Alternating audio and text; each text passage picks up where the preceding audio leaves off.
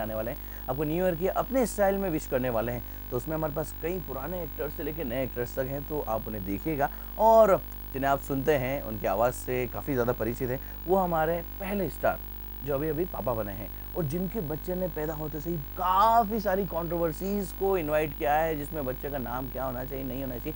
खैर हमें कोई मतलब नहीं है, उनके पापा की तरफ से हम आपको उनकी तरफ से उनके अंदाज में बहुत सारी विशेष देने वाले हैं, जैसे कि वाह यार क्या बात है, अगर मुझे पता होता तो मैं बंसल न्यूज़ का इंदौर में आकर पोहे जलेबी खाता यार।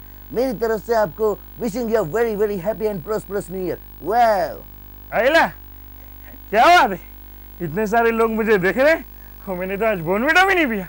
अगर मैं बोर्नविटा पीता तो हम आपके साथ इट्स मैजिक करते, लेकिन कोई बात नहीं, मैं आपके साथ क्रिश 3 में और क्रिश 4 में और जितनी पापा बनाएंगे सब मैं करूँगा। मेरी तरफ से हैप्पी न्यू ईयर। शान क्या बात है, आज हम यहाँ पर खड़े हुए और आज से थोड़ी देर बाद लगने वाला न्यू ईयर और हमारी तरफ से बहुत बहुत बधाई। नए साल की शुभकामनाएं। हम चाहते हैं क्योंकि भारत ऐसा ऐसा करने में थोड़ा अटक जाता है और हम मुझे बुलाया है और मुझे पता ही नहीं था। अच्छा है अच्छा है अच्छा ही है, अगले साल आऊंगा तो राम प्रसाद को भी लाऊंगा और कहूंगा बेटा अपना कुर्ता थोड़ा लंबा सिलवा ले। जानी खुश रहो आबाद रहो, यही हमारी दुआ है, समझे। अबे क्या क्या करके रो भैया, अबे एक काम करो कर लो, लिख लो, बंसल परिवार की ओर से हमारी तरफ से बहुत बहुत सारी शुभकामनाएं भैया, खूब जियो, नया साल खूब खुशियां वाला हो आपके लिए, समझे। आप लोग मुझे बुलाए बिना नहीं सकता और मैं बिना बुलाए आ जाऊं, ऐसा मैं होना नहीं दूंगा। मेरी तरफ से आपको भी बहुत बहुत सारी शुभकामनाएं। Hi guys, Farhan Akhtar this side. Actually मैं गाना भी गा लेता हूँ, मैं डांस भी कर लेता हूँ, मैं फिल्में भी बना लेता हूँ, एक्चुअली मैं बहुत सारी चीज़ें करता हूँ, मुझे भी नहीं पता, लेकिन मेरी तरफ से बहुत सारी शुभकामनाएं आपको। या ओके। अरे बोले तो सर्किट जाके इनको जादू की झप्पी देने का और बोले तो बहुत बहुत सारी बधाई भी देने का। बोले तो भाई मैंने काम पहले कर दिया था, मजा आ गया, जादू की झप्पी ऐसे पकड़ था, इंदौर वाले पहले ही फेमस है भाई एकदम। Happy new year. ओए और मेरी तरफ से भी आपको हैप्पी न्यू ईयर।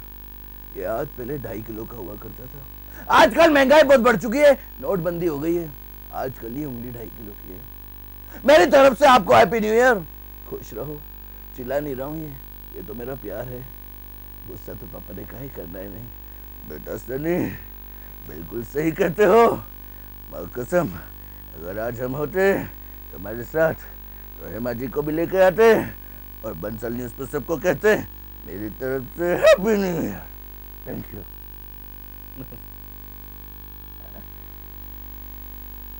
या फिर एक वो भी कर सकते हैं कि जो फिल्म तो दोस्तों मैं आपको बताऊंगा कि हम लोग फिल्म स्टार से बहुत ज़्यादा प्रभावित रहते हैं, यानी उनकी हेयर स्टाइल हो, उनके कपड़े पहनने का तरीका, उनकी चाल हो, उनकी ढाल हो, या फिर उनके डायलॉग डिलीवरी करने का तरीका हो। ये हुई हमारी बात, जो उनसे कई सैकड़ों किलोमीटर दूर रहकर भी उनसे कहीं ना कहीं प्रभावित रहते हैं।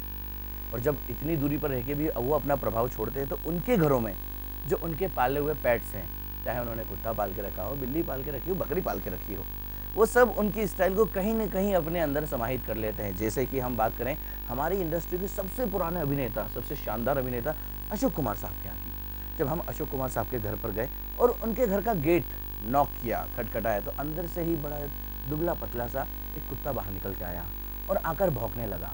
वो जैसे ही बाहर निकल के आया और बोला भाओ भाओ भाओ जाओ बेटा भाओ। लगे यहाँ से निकलना ही ठीक है। जैसे ही यहाँ से निकले, अगला घर था ऋतिक रोशन का। अब उस समय शूटिंग चल रही थी, कोई मिल गया कि अब मैंने सोचा कि चलना चाहिए, यहाँ पर भी ऋतिक का घर एक बार मिलते हुए चले। गेट नॉक किया, एक बड़ा ही शानदार सा कुत्ता बाहर निकल के आया, अच्छा ऊंचा लंबा चौड़ा और चश्मा लगाए हुए था। वो जैसे ही बाहर आया, बाहर आकर बोला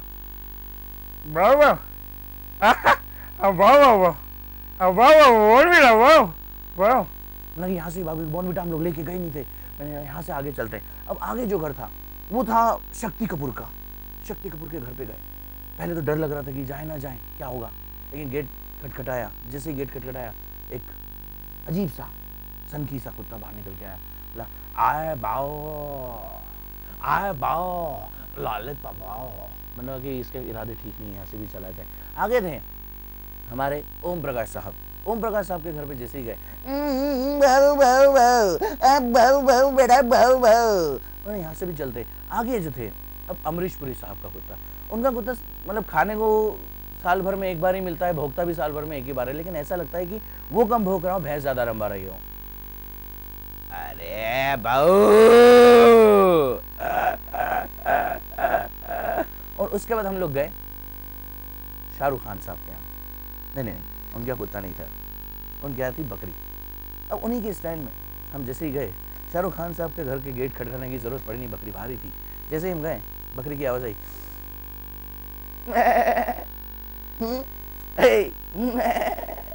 मैंने कि यार चलना चाहिए यहाँ से भी। आखिरी जो घर था वो थे हमारे नाना पाटेकर साहब। अब नाना पाटेकर साहब का जो कुत्ता था वो थोड़ा सनकी, क्योंकि साल भर को मिलता है कुछ नहीं खाने को, सूंघ सूंघ के भौंका करते हैं। अब नाना पाटेकर का कुत्ता,